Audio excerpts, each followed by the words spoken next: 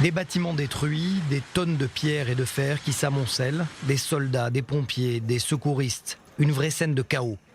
Mais ce n'est qu'un entraînement au cœur de Tel Aviv.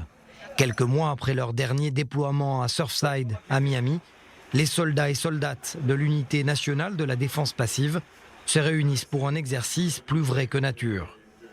À cette occasion, cet officier nous présente la dernière technologie Made in Israël, une application qui sert à remonter dans le temps. Comme vous pouvez voir ici dehors, quand il y a 6 ou 7 bâtiments qui sont effondrés, personne ne sait comment commencer. Par où commencer, comment commencer et qu'est-ce qu'il faut faire.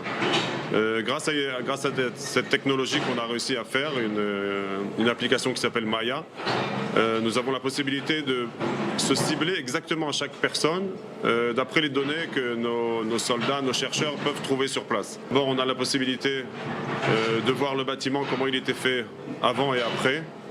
C'est quelque chose qui nous aide énormément à calculer et à nous cibler encore. Ce camp a été monté en 3 heures. Une sorte de château gonflable.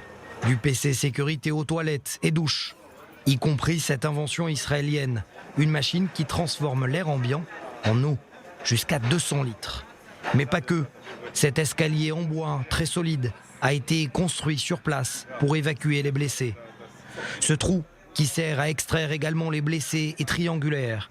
Il a été creusé en 3 heures au lieu de 4, pour une forme en carré. Tout est fait pour aider les secouristes à aller vite, car chaque seconde compte.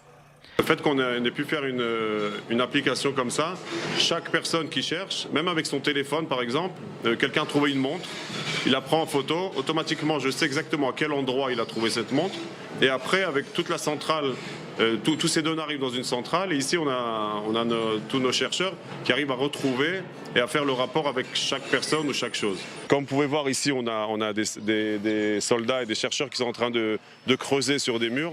C'est pas parce qu'ils ont vu un mur qu'ils vont le creuser, parce qu'on sait que d'après les données qu'on a reçues par rapport aux informations des familles et les calculs qu'on a fait, il y a à peu près 90% de probabilité qu'à cet endroit-là, on va trouver une personne et on sait exactement quelle personne.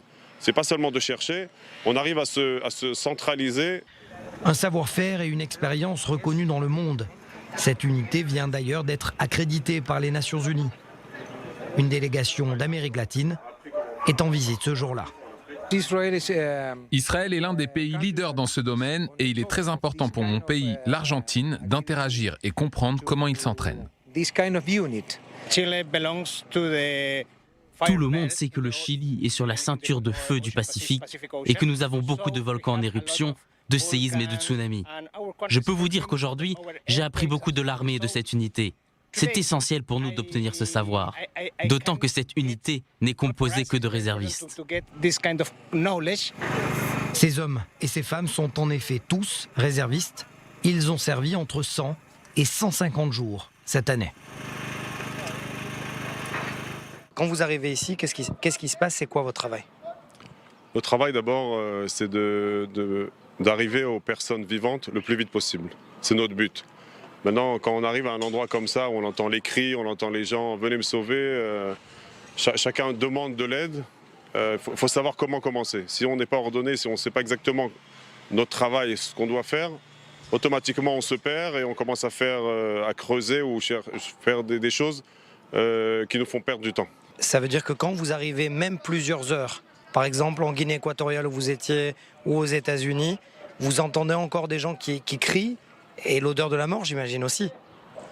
D'abord, les gens vivants, c'est une chose qui est assez incroyable. Ils arrivent à tenir, je ne sais pas, c'est une force plus que humaine, pas naturelle, où on a déjà eu des cas où les gens ont vécu en dessous les combles pendant presque 3 jours, 72 heures, même plus. À Haïti, par exemple, on a sorti là-bas une personne qui a eu la chance de se faire, enfin la chance, on peut dire ça, la chance d'être tombé à côté de son frigo. Donc il avait de quoi manger pendant plus de 48 heures, un certain Gilles, qui était une des photos qui a été très reconnue, qu'on a ressortie. Et donc nous, on a jusqu'au dernier moment quand on cherche le maximum de temps. Chez nous, les Juifs, on a cette importance d'amener les gens à être enterrés. Donc même si on sait qu'il n'y a plus de gens vivants, on continue comme à chercher, comme au Brésil par exemple, où on était sûr, on savait qu'on trouverait personne vivant, mais on a quand même été et on a sorti là-bas plus de 63 corps.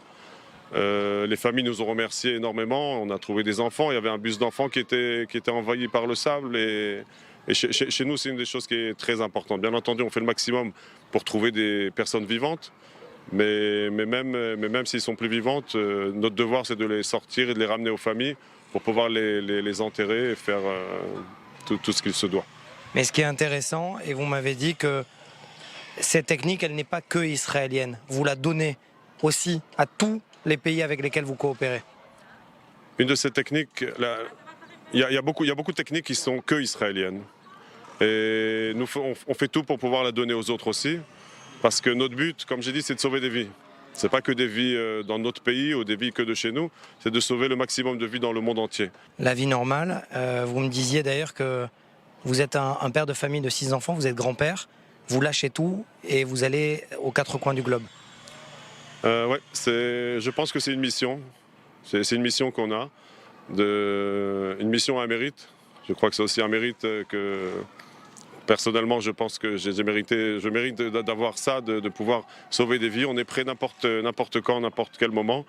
On est avec les téléphones sur nous 24 heures sur 24, que ce soit même le Shabbat, le jour, la nuit.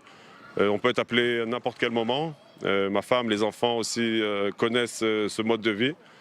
Des fois, je peux partir pour 3-4 jours, des fois, ça peut être 2 semaines, des fois, on n'arrive même pas à communiquer avec eux. C'est juste à la télé parce que des fois, ils nous voient et alors ils voient que tout va bien. Et c'est une vie qu'on prend. Avec les 6 enfants, grâce à Dieu, aussi même une petite fille. Et on a aussi notre métier aussi. On a notre vie normale. Et bon, faut savoir faire la part des choses. Si on a eu cette possibilité de pouvoir sauver des vies, je pense que c'est un peu plus important que d'être un peu plus avec la famille ou même de travailler un peu plus, quoi. Mais grâce à Dieu. Merci. Merci à vous.